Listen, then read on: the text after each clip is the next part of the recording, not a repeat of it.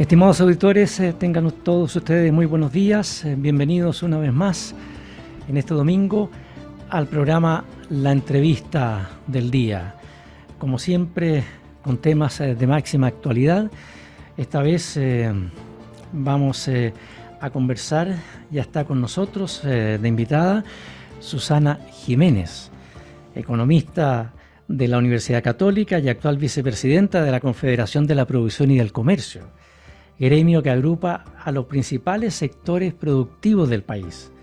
A lo largo de su carrera, Susana fue consejera de la SOFOFA desde el año 2020, directora de empresas, ministra de Energía en el periodo 2018-2019, en el segundo mandato del presidente Sebastián Piñera, y directora del Banco Estado hasta abril del año 2022. La tenemos en línea.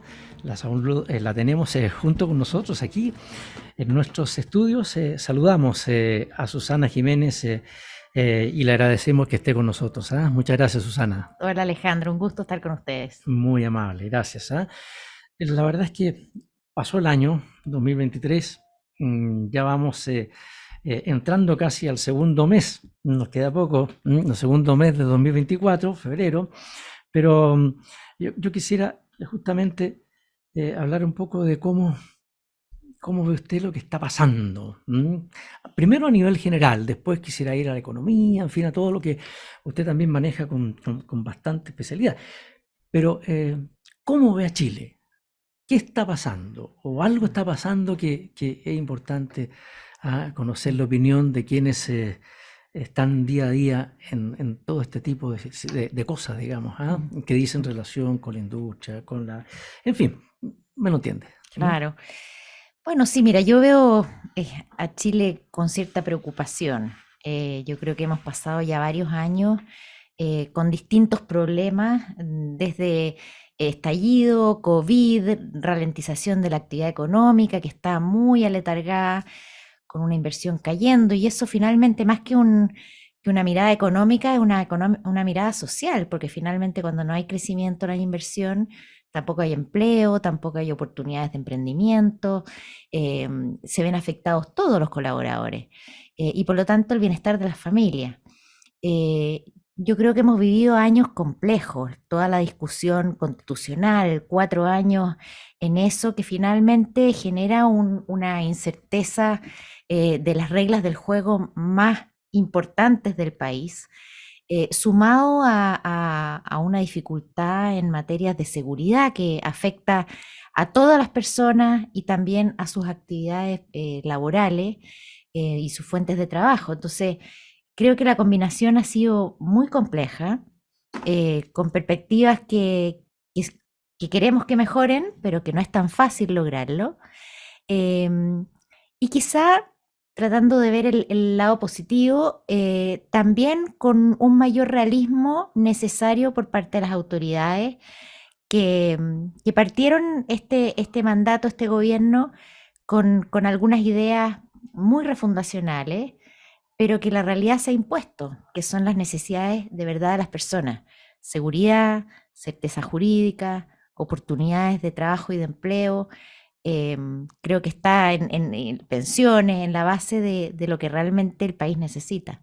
Ahora, Susana, después de lo que usted ha dicho, la economía chilena, bueno, ya se ha informado por todos los sectores, se encuentra estancada y por 10 años ha crecido a un ritmo menor que la economía mundial, ¿cierto?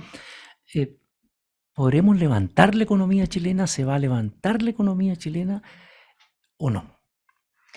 Bueno, depende acá mucho de la política pública, y la política pública yo creo que tiene tres focos principales. Si uno está mirando estrictamente cómo hacemos para que esta economía vuelva a retomar vuelo.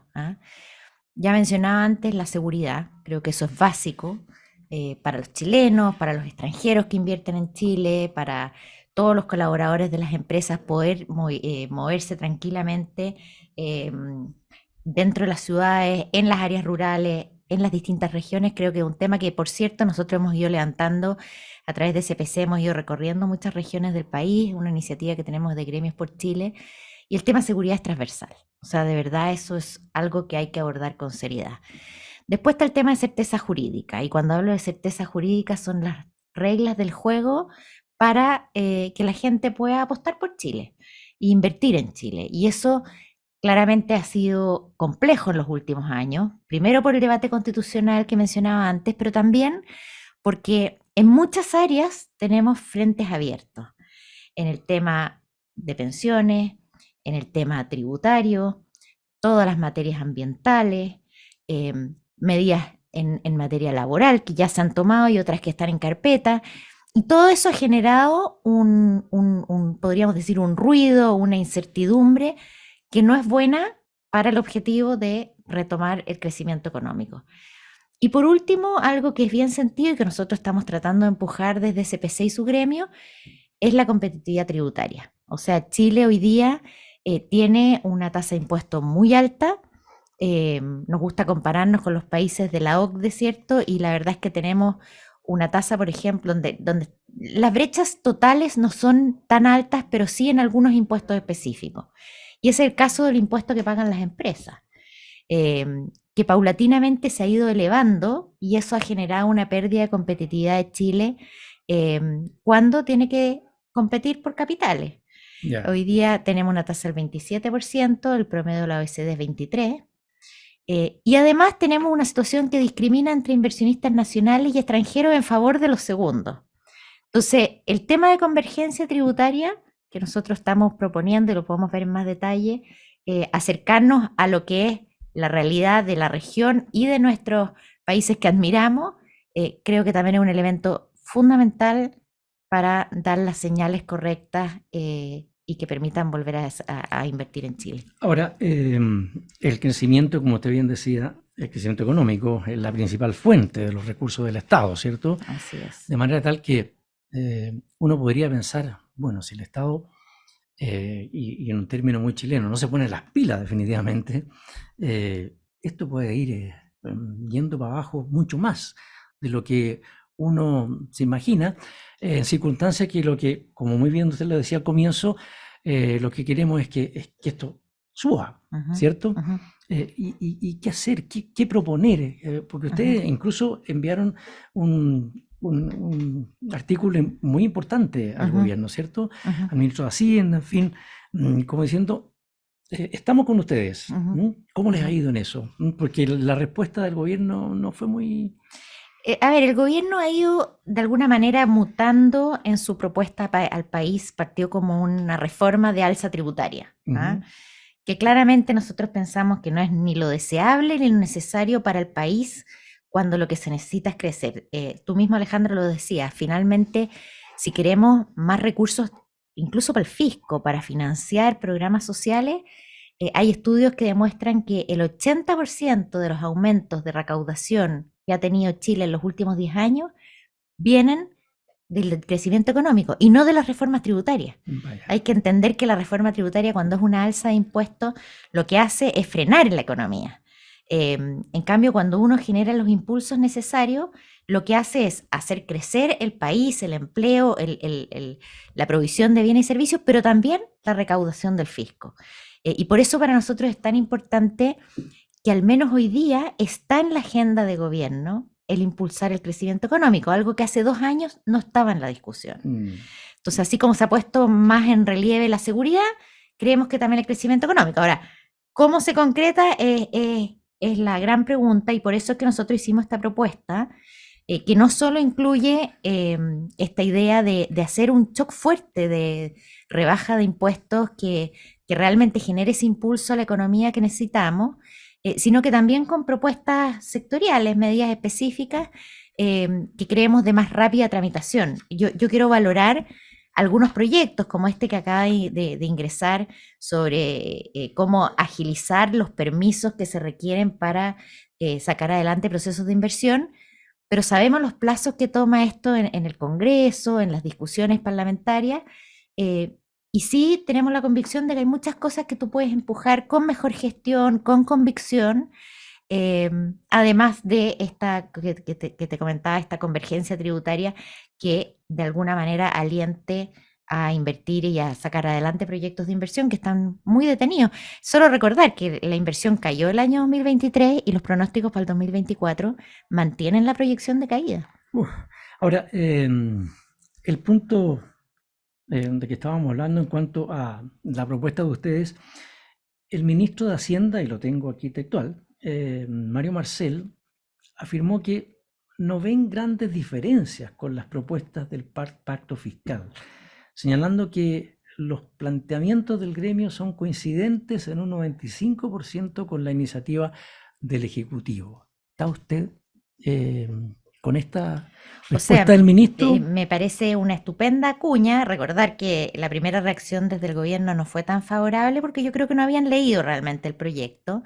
Ahora, a mí me alegra escucharlo y espero que así sea, porque si tenemos 95% de coincidencia, bueno, yo espero que se saquen adelante. Yo diría que los temas más sectoriales, más de permiso, incluso en algunos temas de agilización de procesos en el sistema de evaluación ambiental, tenemos coincidencia.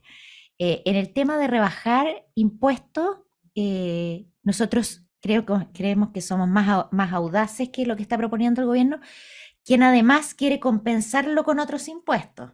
Y eso significa terminar elevando la carga impositiva de las personas. Y por lo tanto es lo que al final la persona mira al momento de invertir en Chile o en otro lugar. Así que yo valoro que haya esa coincidencia, esperamos que se concrete, pero también tenemos, esto no es la única arista, el gobierno lo que hizo dijo, bueno, yo necesito más recursos, ¿de dónde los saco? Y un tema que era casi como residual para ellos, cuánto más necesito y por eso subo los impuestos, pero creemos que en todos los ejes anteriores, que son 3, hay más espacio. O sea, cuando el gobierno dice, a ver, yo puedo obtener recursos con eficiencia del Estado, encarga un estudio y el estudio le dice que hay un espacio equivalente a ahorrar un 0,5% del gasto fiscal. Bueno, yo me pregunto, cualquiera que tiene una empresa o un negocio y dice, bueno, ¿dónde hay espacio de ahorro? Si a mí me dicen 0,5%, la verdad es que ni siquiera pago la consultoría con eso, ¿cierto? Claro. Entonces uno esperaría que hubiera más ambición. Más aún si uno piensa, el 0,5 del gasto es como un 0,12 del PIB. ¿Ah? Y fíjate que hace unos años atrás el BID, el Banco Interamericano de Desarrollo, estimó que hay holguras que se podrían eficientar en el gobierno por casi 2 puntos del PIB. O sea, 0,12 contra 0,2. O sea, perdón, contra 1,8. Entonces hay mucho más espacio y hay que ser más ambicioso en ese aspecto. Posteriormente también el gobierno dice, bueno, ¿dónde hay otro espacio si es que yo logro reducir la evasión? Que me parece muy bien. Ahora, ¿dónde están verdaderamente los bolsones de evasión? Los bolsones de evasión no están en las grandes empresas. Las grandes empresas pagan sus impuestos. Donde hay evasión realmente es en la informalidad laboral, en el no pago de IVA de muchos negocios informales, ni hablar de los ilícitos, y de repente uno echa de menos que el foco de la política pública, de la fiscalización, de las medidas que se van a tomar, esté puesto ahí. Si en Chile se estima que el IVA que se deja de recaudar alcanza más o menos el 20%, o sea, hay un 20% que no paga el IVA que debe pagar, si lo lográramos rebajar a la mitad, tienes 2.000 millones de dólares más. Entonces, de nuevo, dicen, ok, uno de los espacios para recaudar más es enfrentar la evasión, pero lo hacen con medidas que no creemos que son las más adecuadas. ¿Ah? Yeah. Entonces, creemos que hay más espacio en eficiencia del Estado, más espacio abordando la evasión y la informalidad donde realmente hay que rascar donde pica, como dicen por ahí. Y finalmente el eje tributario que yo diría que ahí lo que hay que hacer es lo contrario, es bajar la carga impositiva. O sea, se me adelantó y está muy bien a la pregunta mía que venía en cuanto a que, claro, mucha gente, incluso a mí me lo comentó un amigo en una reunión, me dijo, ¿por qué el gobierno para todo, lo que tiene que hacer, dice que hay que subir la parte tributaria? Me decía, ¿no tienen otro camino? Y usted aquí algo nos ha dicho que sí, ¿cierto? Por cierto, Que no solo el subir impuestos va a mejorar todo este problema. por cierto, o sea, yo, como te decía, hay mucho más espacio si uno, es esto igual que una casa, ¿no? Si yo quiero Claro. generar más recursos, tengo que ahorrar y ser más eficiente en el uso de mis recursos, que en este caso es eficiencia en el gasto público. Hay que buscar dónde se está botando la plata, que en este caso el símil sería, bueno, aquella gente que debiera pagar y no está pagando porque es informal, etcétera. Hay que generar más ingresos y eso es crecimiento económico. Y ahí repetir y repetir. Cada punto más de crecimiento económico genera 800 millones de dólares. Entonces, si hay una convicción, y por eso también nosotros junto con esta propuesta de convergencia tributaria, hicimos muchas propuestas para que desde los distintos sectores que nosotros representamos a través del gremio, para dinamizar la economía. Y si no está esa convicción, bueno, difícilmente vamos a poder recaudar lo que necesitamos recaudar. Entonces, esa tercera patita es muy importante. Señalar que en esta materia también el gobierno encargó un estudio, en lo que ya se llamó el informe Marfan, que fue quien lideró un grupo economista. Oye, y ellos dicen una cosa bien brutal, que el alza de impuestos que hubo desde el 2014 a la fecha, que subió de 20 a 27% el impuesto corporativo, le ha significado al país 8 puntos del PIB. Es muchos recursos que pudieron haberse canalizado mejor con buenas políticas públicas. Y eso es a lo que nosotros nos abocamos, a tratar de hacer propuestas que vayan en esa línea. Vamos a hacer, estimados auditores, una breve pausa. Quédese en la sintonía de la Radio Agricultura y su red de contactos para todo el territorio nacional. Ya volvemos con Susana Jiménez, economista de la Universidad Católica y actual vicepresidenta de la Confederación de la Producción y del Comercio. Ya volvemos. Agricultura TV.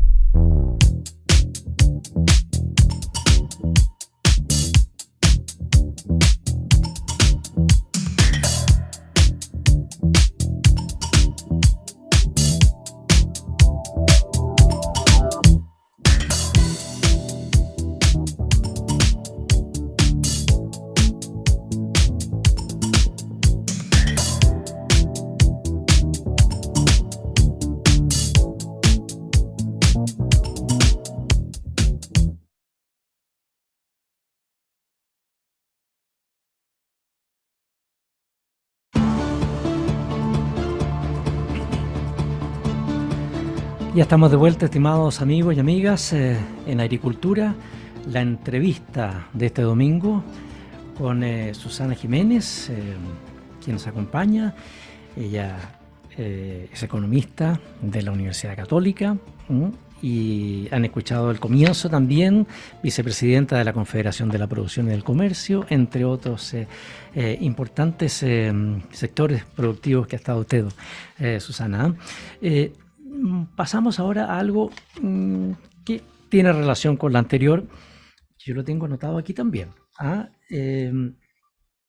Y anotado hasta con fecha. El 22 de diciembre, el ministro de Hacienda, Mario Marcel, afirmó que en materia económica el país, lo peor ya pasó. ¿Usted coincide con eso?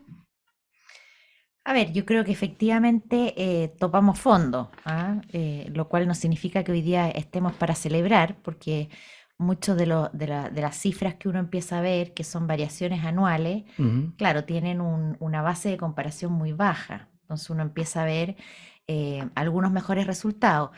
Yo diría que el consumo algo ha repuntado, pero desde el punto de vista sectorial todavía hay muchos rubros muy complicados. O sea, comercio, construcción, son rubros que siguen todavía muy, muy alicaídos y que requieren un mayor dinamismo. Yo diría que tal vez la noticia más positiva es que se ha logrado controlar la inflación. Yo creo que ahí la política monetaria del Banco Central ha ayudado. Para algunos incluso debió haber ido bajando la tasa un poco más rápido porque todavía estamos con tasas de interés bien altas y eso hace que cualquier financiamiento es caro hoy día todavía. Yeah. Pero por lo menos la perspectiva de la inflación es que va convergiendo hacia el rango meta que tiene el país en el corto plazo. Ahora, usted dice, el consumo algo está repuntando. Esto tendrá que ver, o a lo mejor no tiene nada que ver, con la época en que estamos viviendo, el verano, las vacaciones, los niños del colegio ya están también de vacaciones, bueno, mucha gente que sale en estas épocas. Por supuesto, es perfectamente posible, Ujú. porque las variables más estructurales no han cambiado. O No han sea, cambiado. el tema del mercado laboral, por ejemplo, está complicado. O sea, estamos con tasas sobre el 8%, que son relativamente altas. Y lo que siempre se dice, ¿no? Y es preocupante, los niveles de ocupación no se han logrado recuperar a lo que era prepandemia. Y por lo tanto, lo que estamos viendo es menos oportunidades de trabajo todavía, y lo que hablábamos antes, ¿no? El tema de informalidad laboral, que también es preocupante porque finalmente la informalidad conlleva que no hay ninguna protección social tampoco. Y por lo tanto yo diría que no hay todavía cifras para alegrarse. Y por eso es que es tan importante que todos trabajemos y pongamos a disposición las mejores propuestas Ya. para reactivar la actividad, la Pero economía. eso del desempleo que se ha registrado a lo largo del año pasado ya y que continúa este año, eh, ¿qué es lo que más ha eh, hecho que el desempleo no logre levantar? Mm. A ver, yo creo que hay dos elementos que son importantes. Uno, que cuando no hay crecimiento económico no hay inversión, no hay nuevos proyectos que se estén desarrollando y demandando mano de obra. Ya, Por eso vuelvo a nuestra conversación inicial. Tenemos que reactivar esta economía porque si no, no hay oportunidades de empleo, como tampoco hay de emprendimiento. Hay muchos proveedores que son pequeñas pymes que dependen también del que lleva el motor de la economía, y si eso está parado, el empleo está parado. Yo creo que también influye, Alejandro, algunas normativas laborales que se han tomado. O sea, ¿cuáles, por eh, ejemplo? 40 horas, la jornada de 40 horas, que digamos, importante. Yo entiendo que como uno como trabajador dice, claro, qué fantástico, más tiempo para la casa, más tiempo para la entretención, menos horas de trabajo, pero eso tiene un impacto. Las empresas terminan reemplazando, en muchos casos automatizando procesos, y eso va generando una menor demanda laboral. Y te diría que lo mismo pasa con las alzas de los sueldos mínimos. En la medida que tú vas encareciendo la mano de obra, la posibilidad de reemplazarlo, sustituirlo o simplemente hacer que los procesos sean más productivos y requieran menos mano de obra también es una realidad. Nos guste o no. Todos quisiéramos tener más tiempo y trabajar menos horas quizá, y tener mejores remuneraciones, pero lo único que realmente da eso en el largo plazo es cuando la economía está fuerte, está sólida, está boyante, y eso genera una atracción para todo lo demás. Ahora, Susana, podemos, a lo mejor el tiempo es mucho más largo, han pasado muchas cosas, pero se puede o podremos caer en lo que se llamó en su momento el PEN y el PEG, ¿se acuerda? El PEN y el POG. El PEM y el Y el POG, POG, eso. claro.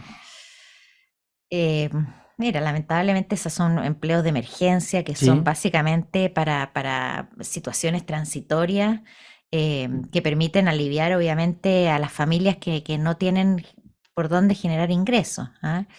Pero eso debiera ser una medida de última instancia, cuando que ya no hay otra totalmente de acuerdo, forma de claro. generar empleo. Y por lo tanto, yo prefiero pensar que hay medidas anteriores. Hay necesidad de flexibilidad laboral hoy día. O sea, si no hay flexibilidad, si no hay la posibilidad de contratos por hora, la verdad es que al revés, hemos ido legislando. Esto pasa mucho, Alejandro, que se legisla pensando que tú quieres beneficiar a un cierto sector ¿Ya? y lo terminas perjudicando. Fíjate que el ejemplo más común que se da es cuando se legisló para que las empresas con más de 20 mujeres tuvieran derechos a la cuna en la empresa, ya fuera que se la financiaran o se lo dispusieran. ¿Qué pasó? Se llenó de empresa con 19 mujeres, y la contratación marginal es de un hombre. o sea, la adicional, ¿no? Sí. Entonces, quisiste protegerlas y las desprotegiste. Y con mucho de esto pasa lo mismo. Ahora se acaba de aprobar en el Congreso esta ley que tiene un nombre muy bueno, ¿no? Conciliación, trabajo y familia. Pero que en la práctica significa que trabajadores con deberes de cuidado, ya sea de niños menores de edad o adultos mayores con dependencia, puedan tener ciertas preferencias a la hora del teletrabajo, de pedir vacaciones, de la distribución de jornada.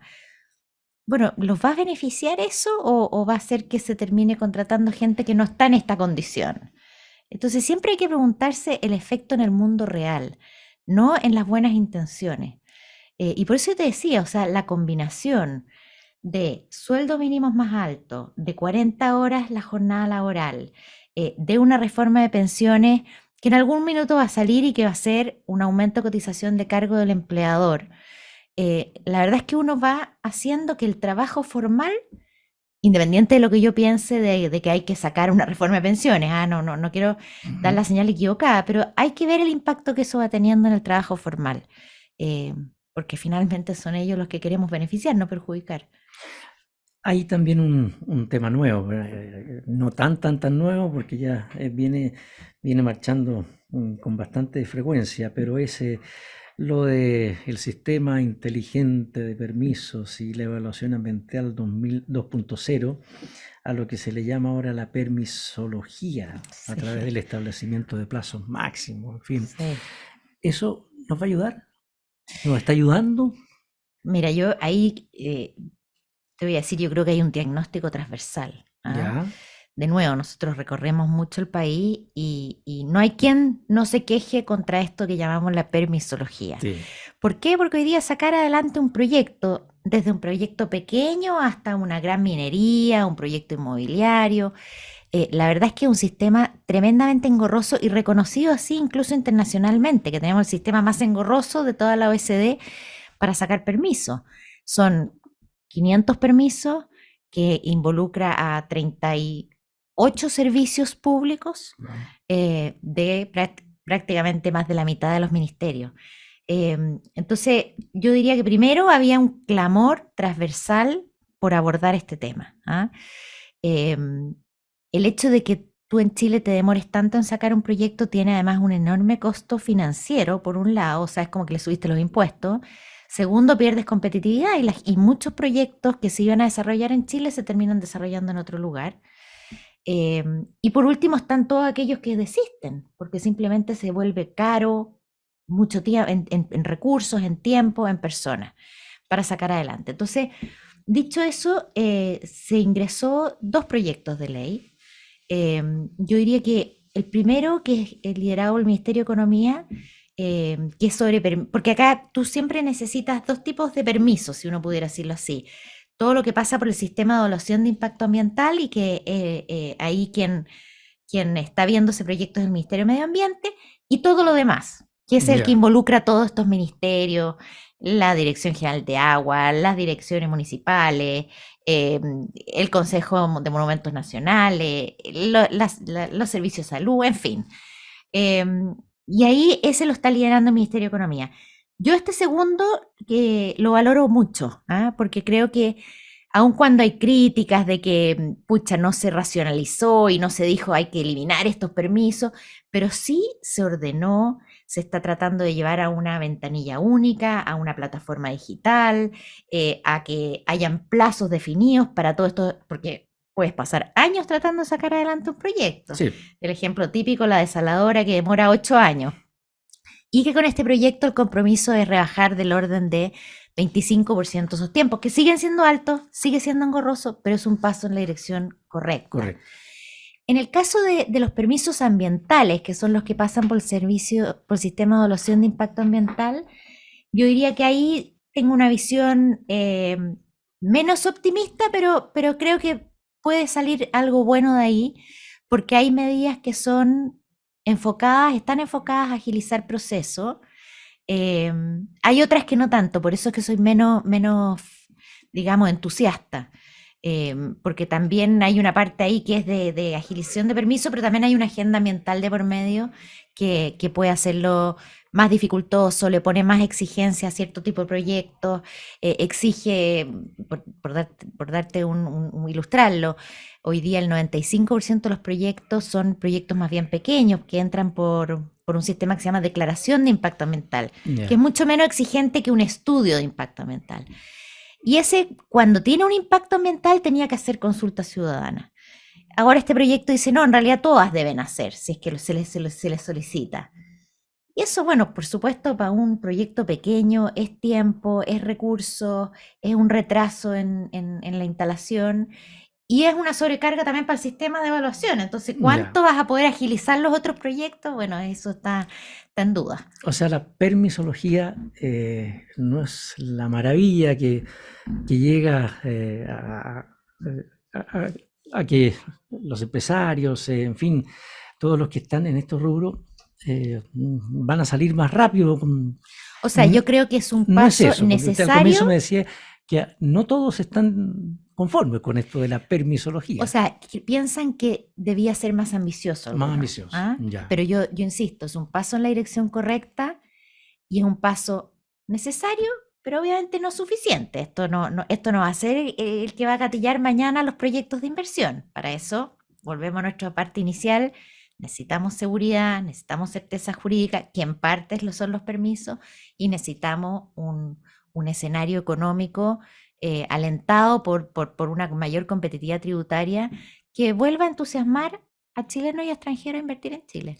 Ahora, esto de la seguridad a las empresas, me imagino que lo ha afectado muchísimo lo que está pasando, porque entiendo que hay algunos sectores que han cerrado sus negocios a las 9 de la noche o antes de las 9 de la noche, en circunstancias que antes estaban trabajando de noche, porque dependiendo de cada empresa, digamos, ¿ha sido fuerte para el sector? Muy fuerte, para todos los rubros. Para todos los rubros, ¿eh? Para todos los rubros.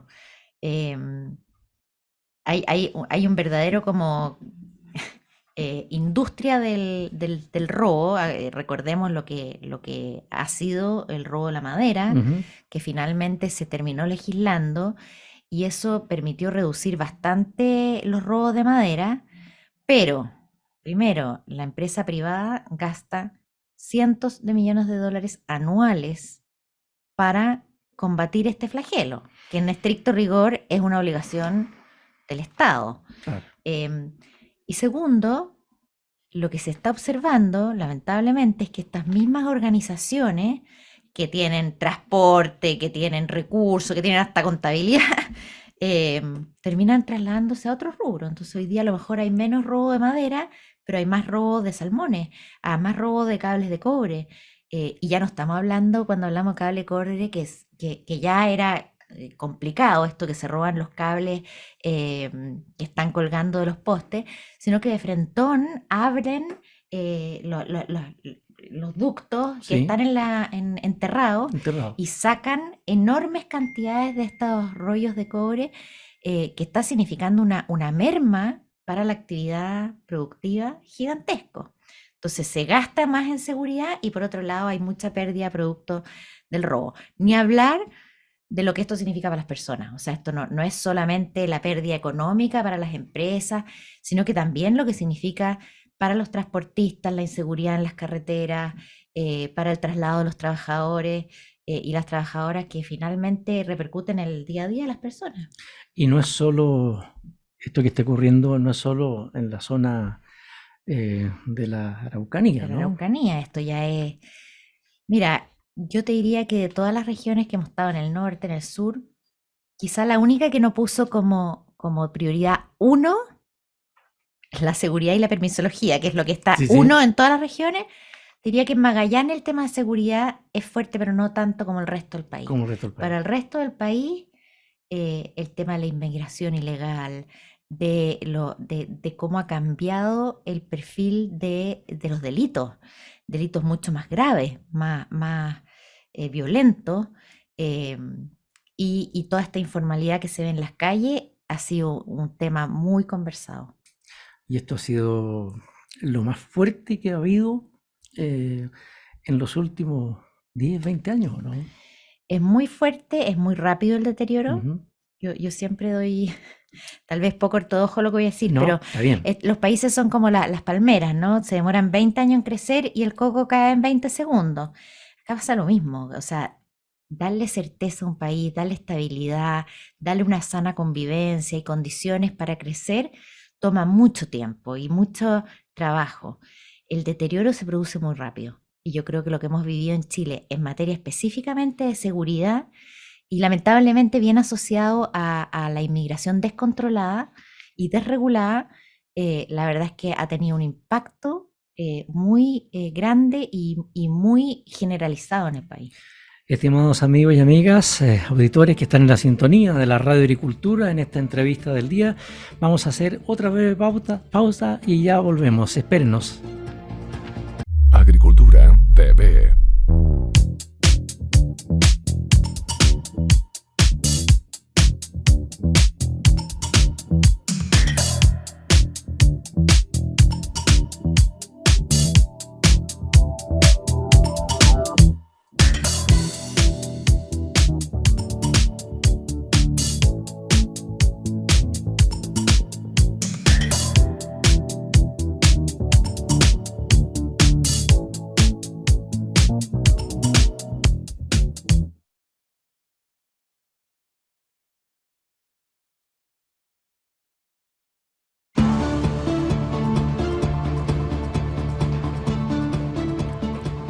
Ya estamos de vuelta, estimados auditores, en esta conversación con Susana Jiménez. Ella es economista en la Universidad Católica y también vicepresidenta de la Confederación de la Producción y del Comercio, entre otros cargos que ha tenido también muy importantes.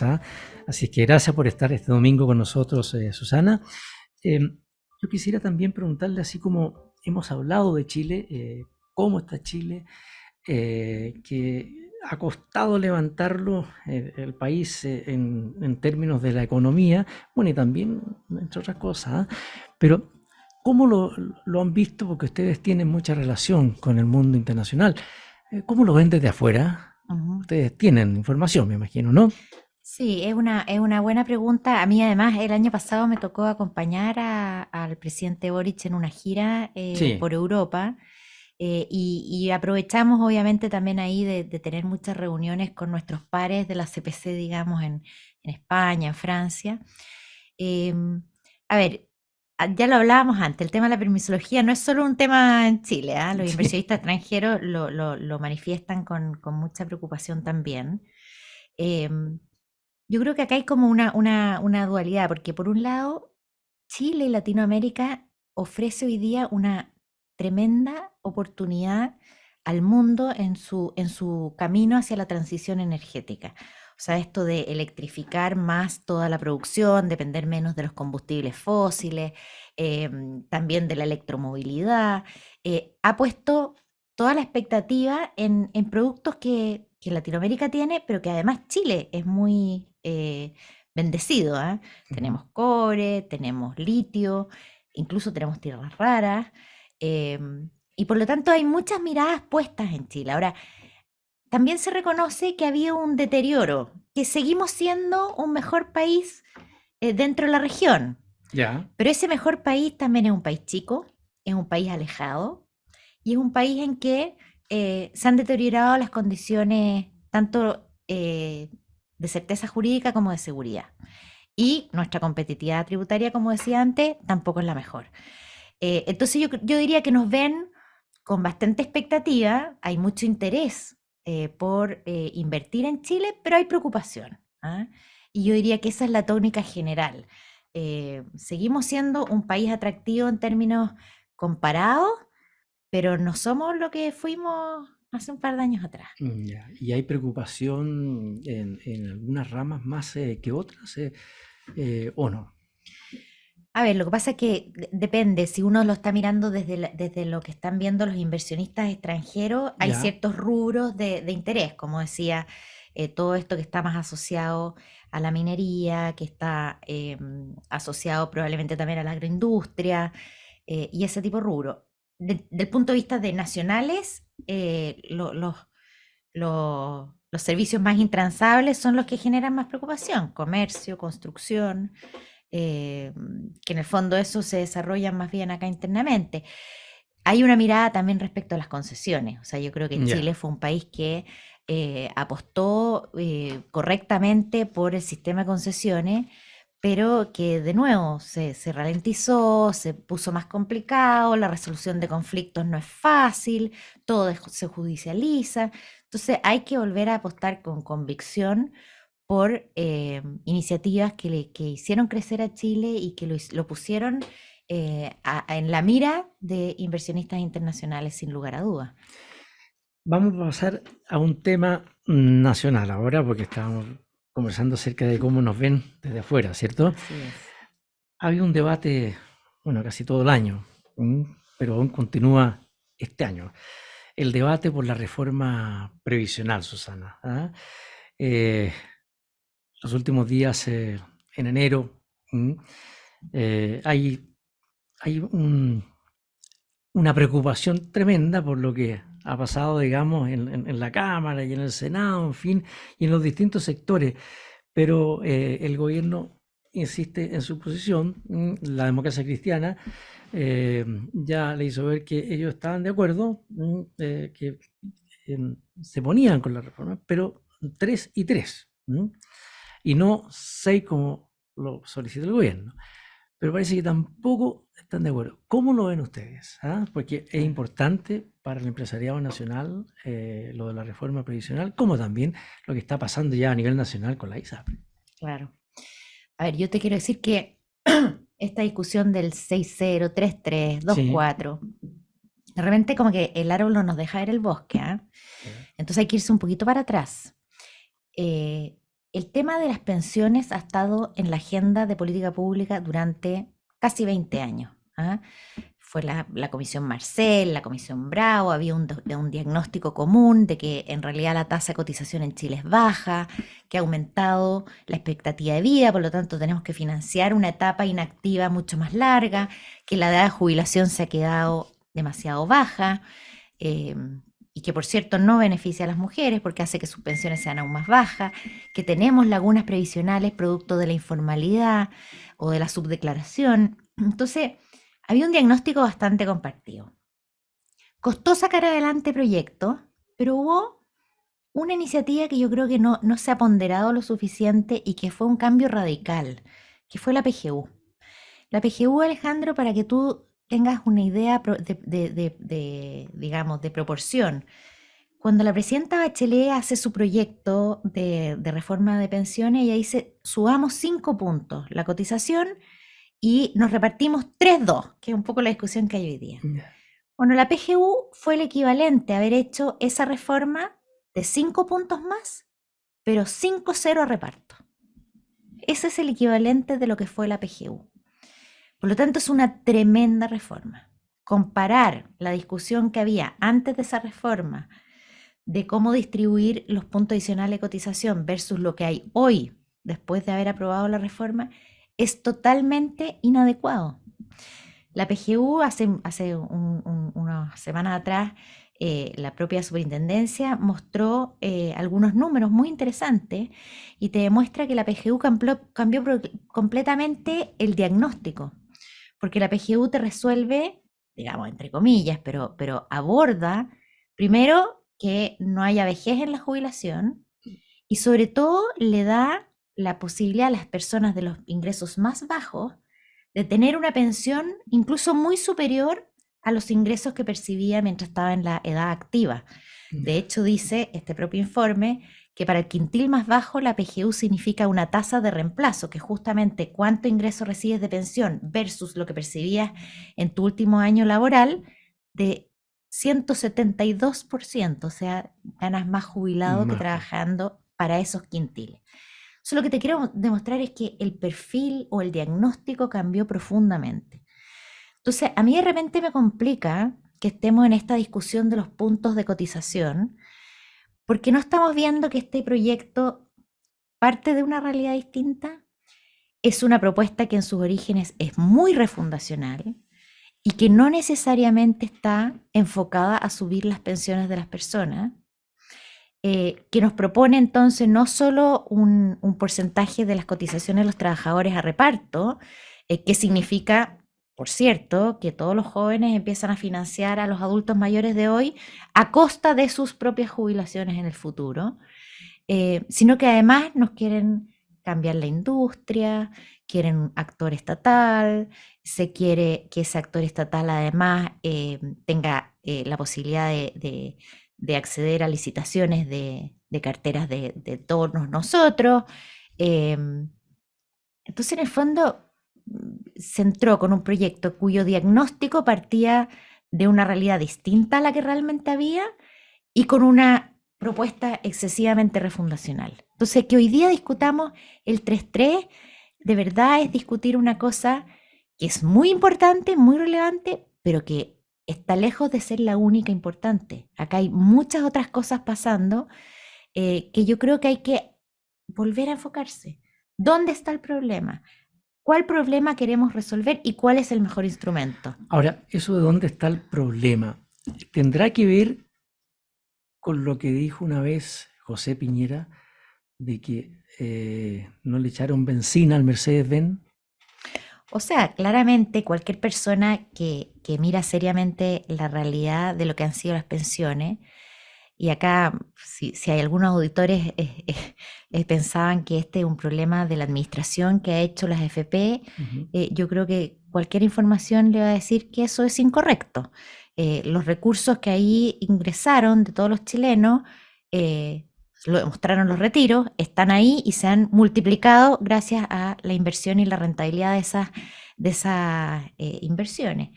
El problema es justamente el que tú dices, o sea, demasiadas lagunas, demasiada gente que no cotizó, demasiado poco tiempo que estamos cotizando para la expectativa de vida que tenemos. No podemos pretender trabajar 30 años y costear y mantener el mismo nivel de vida para 30, 40 años más.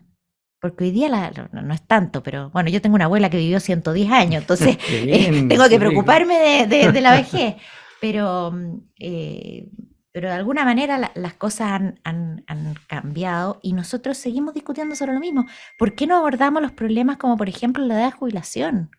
Somos de los pocos países que tienen edades de jubilación tan bajas. 27 de los 38 países de la OECD ya han aumentado su edad de jubilación o están a puertas de hacerlo, porque tú no necesitas hacerlo hoy. Tú lo puedes hacer, por ejemplo, gradualmente para las generaciones más jóvenes, porque ellos no van a tener expectativa de vida de 80 y tanto como nosotros. Van a tener de 90 y tanto. De 90 y tanto. Entonces, es más el periodo que tienen que cubrir. Y yo creo que se ha evitado esa discusión. Políticamente se ha evitado, se ha buscado, lamentablemente, otros objetivos, como esto de que desaparezcan las AFP, y no lo que realmente importa, que es cómo hacemos que la transición de la vida laboral a la vida en jubilado sea suave, no sea disruptiva en términos de ingresos, que no haya pobreza en la vejez. Y eso hoy día el principal foco debiera estar en la clase media. Y la clase media se va a ver siempre más beneficiada en la medida que tú le puedas garantizar que los recursos que ellos cotizan van a ser invertidos para su jubilación. Pero como usted lo dijo recién, ¿irá a desaparecer la AFP o no? Porque usted va escuchando una radio, lee los diarios, ve la televisión y la mayoría de las voces son fin a la AFP, fin a la AFP. Pero yo creo que mucho de eso es por desconocimiento. Las AFP, dentro de las reglas que se le puso desde la política pública, que es esta tasa de cotización, que es esta... han hecho la pega y la han hecho bien. Yo la verdad es que yo espero que cualquiera sea la modificación que se haga, no sea solo por cumplir con consignas, que sea racional, que sea pensando en la gente y no simplemente en vender una propuesta que se hizo de hecho en el programa gobierno, así como se quería hacer desaparecer la AFP, también las ISAPRES, pero el costo lo pagamos los ciudadanos. Si con el tema de las ISAPRES mueren las ISAPRES, no solo afecta a los 2,5 millones de personas afiliadas a ISAPRE, también a todos aquellos que están en FONASA y que hacen uso de prestadores privados que se financian gracias a la ISAPRE, Estamos hablando de un universo de 8 millones de personas que se van a ver afectadas. Y en pensiones pasa un poco lo mismo. O sea, si terminamos con un sistema estatizado, en que el gobierno se hace cargo de los recursos, en que siempre va a estar el riesgo de que se destinen esos recursos a otros fines, la verdad es que los que vamos a pagar ese costo vamos a ser nosotros, los ciudadanos. O sea, me ha ganado con lo de la ISAPRE, que yo lo tenía también en mente, porque vaya las condiciones que ya están ya, ¿ah? Muy complicadas, muy complicadas. Está muy complicada y de nuevo yo creo que ha faltado voluntad de resolverlo. Fíjate que el gobierno tuvo la oportunidad, más que el gobierno, el Congreso, que a través de la Comisión de Salud conforma un comité de expertos transversales políticamente, sacan un informe unánime y el gobierno no se allana a tomar ese informe y implementarlo. ¿Por qué? Habría que preguntarles a ellos. Ya. Pero tenían la solución a mano de algo que era políticamente aceptado por todos los sectores. Y sin embargo dicen, sí, mira, esta parte sí, pero esta otra no, entonces en realidad la deuda es mayor y llegan a un número que simplemente hace inviable la subsistencia de las ISAPRES. Y eso se hizo público, ¿cierto? Ha sido una discusión pública, hoy día están viendo si tiene arreglo o no.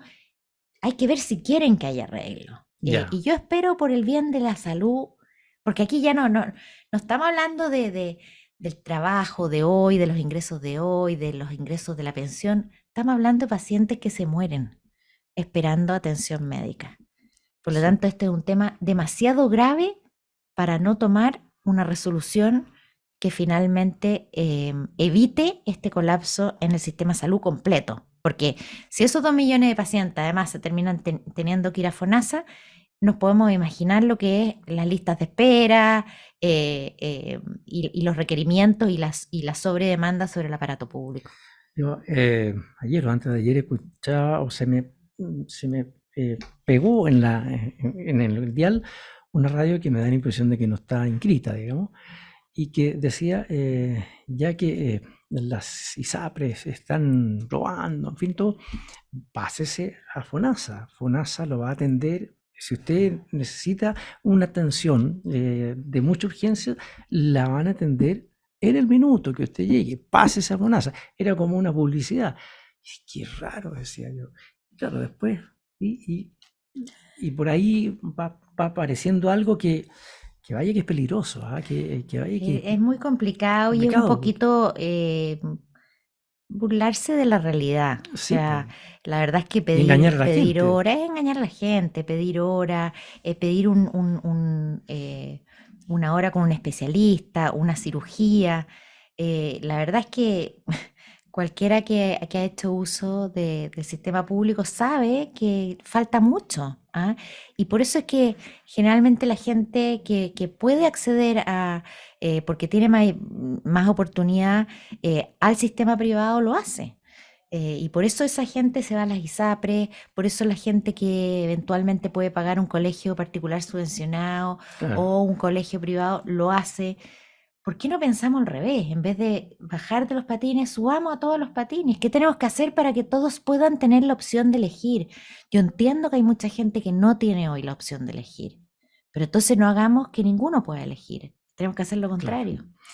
Bueno, estimados auditores, vamos a agradecer a Susana Jiménez el que nos haya acompañado en este domingo con una entrevista que ha sido muy importante, bastante clara en cada uno de sus argumentos para los auditores que la están escuchando desde Arica hasta Punta Arenas. ¿Ah? Así es que, Jimena, Susana. Es una confusión habitual, no te preocupes, ¿Sí? Alejandro. No, muchas gracias a ustedes por la posibilidad de estar acá. Excelente todo lo que nos has dicho, muchas gracias, porque hoy día la gente está preocupada, y qué bueno, porque para esto está la radio. La radio está para que la gente que sabemos escucha mucho la radio, y no solo esta, sino que la radio como medio de comunicación, y sobre todo en un día como hoy, que están más tranquilos, en fin, que sepan cómo está el país y estas cosas como la salud, el tema de la jubilación, el tema, ¿cierto?, de la economía. que vaya la gente, hay gente preocupada.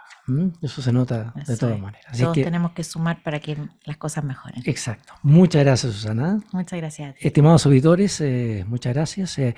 Quédese en la sintonía de la Radio Agricultura.